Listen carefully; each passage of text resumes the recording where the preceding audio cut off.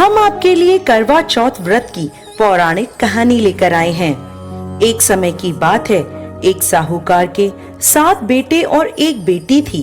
कार्तिक मास के कृष्ण पक्ष की चतुर्थी तिथि को साहूकारनी ने अपनी बहुओं और बेटी के साथ करवा चौथ का व्रत रखा। जब साहूकार के बेटे भोजन करने बैठे तो अपनी बहन से खाना खाने को कहने लगे, तो वह बोली, भाई अभी चांद नहीं निकला, मैं चांद को अर्घ देकर ही अपना व्रत खोलूंगी। साहूकार के बेटे अपनी बहन से बहुत प्रेम करते थे। वो उसे भूख से व्याकुल नहीं देख पाए। उन्होंने नगर के पास की एक पहाड़ी पर दीपक जलाकर चलने की ओट में रख दिया और बहन से बोले, देखो बहन, चांद निकल आया, अब तुम अपना व्रत खोल सकती हो।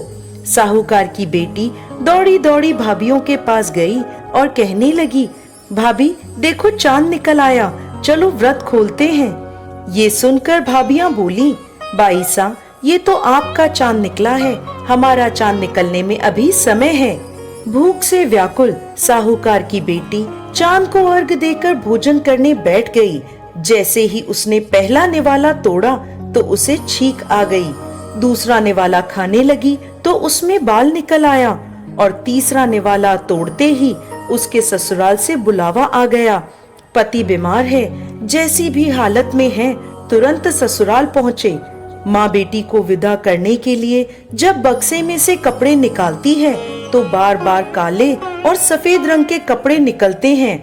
वो घबराकर अपनी बेटी से बोली, बेटा रास्ते में जो कोई भी छोटा बड़ा मिले सबके पैर छूती जाना, और जो कोई भी तुझे बूढ़ सुहागन होने का आशीर्वाद दे वहीं अपने पल्ले में गांठ बांध लेना।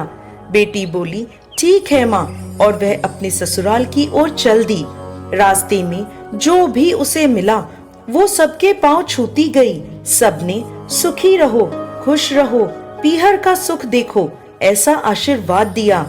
देखते ही देखते वो अपने ससुराल पहुंच गई। ससुराल के आंगन में छोटी ननद खेल रही थी। जब उसके पास गई तो उसने आशीर्वाद दिया, सदा सौभाग्यवती रहो, पुत्रवती हो। ये सुनते ही उसने अपने पल्ले पर गांठ बांध ली और अंदर गई तो देखती है कि उसके पति का शव रखा है और उसे ले जाने की तैयारी हो रही है। वो बहुत रोई। जैसे ही उसके पति को ले जाने लगे वो रोती हुई बोली, मैं इन्हें कहीं नहीं जाने दूंगी। जब कोई नहीं माना तो बोली, मैं भी इनके साथ चलूंगी। जब वो नहीं मानी तो बड़े बूढ़े बोले, ले चलो इसे भी साथ में। वो सबके साथ शमशान चली गई। अंतिम संस्कार का समय हुआ तो बोली, मैं इन्हें नहीं जलाने दूंगी। सभी लोग नाराज हुए और बोले, पहले तो अपने पति को खा गई, अब उसकी मिट्टी भी खराब कर रही है। लेकिन उसने किसी की नहीं सुनी और अपने पति को लेकर बैठ गई। परिवार के बड़ों ने निर्णय लिया कि इसे यहीं रहने दो, एक झोपड़ी डलवा दो। वो उस झोपड़ी में अपने पति को लेकर रहने लगी। पति की साफ सफाई करती और उसके पास बैठी रहती।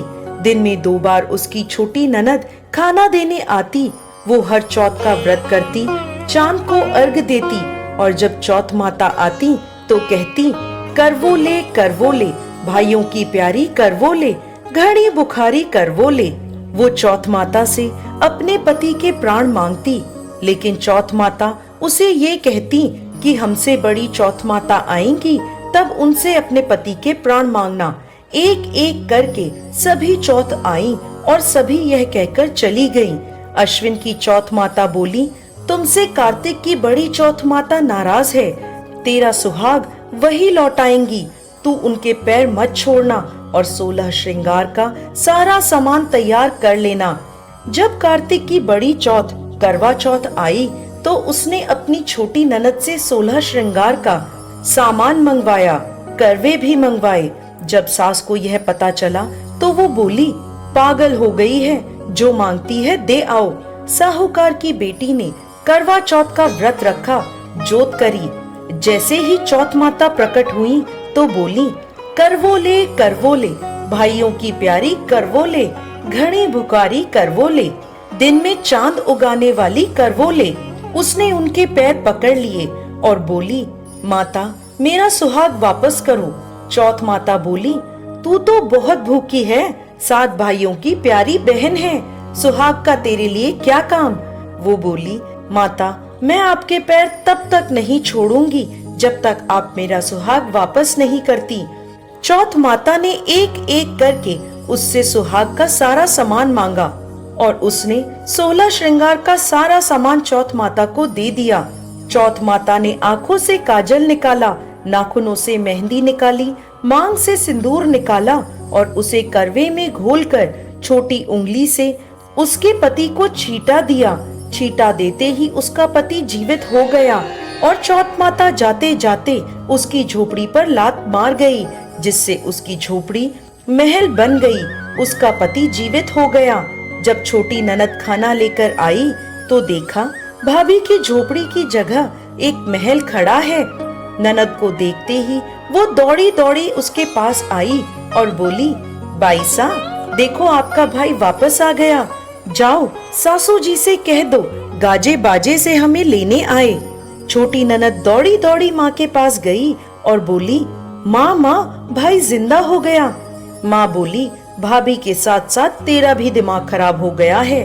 वो बोली, नहीं माँ मैंने देखा है, सच में भाई जिंदा हो गया है। सभी घर वाले गाजे बाजे के साथ अपने बेटे को लेने पहुँचे।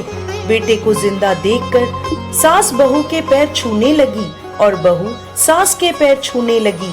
बहू बोली, माताजी देखो आपका बेटा वापस आ गया। सास बोली, बहू मैंने तो साल भर पहले इसे भेज दिया था, ये तो तेरे भाग्य से वापस आया है। हे चौथ माता, जैसी पहले लड़की के साथ करी वैसे किसी के साथ मत करना, और जैसे बाद में उसे अमर सुहाग दिया वैसे ही इस कथा को कहते, सुनते और हुंकार भरते सब पर कृपा करना। जय चौथ माता।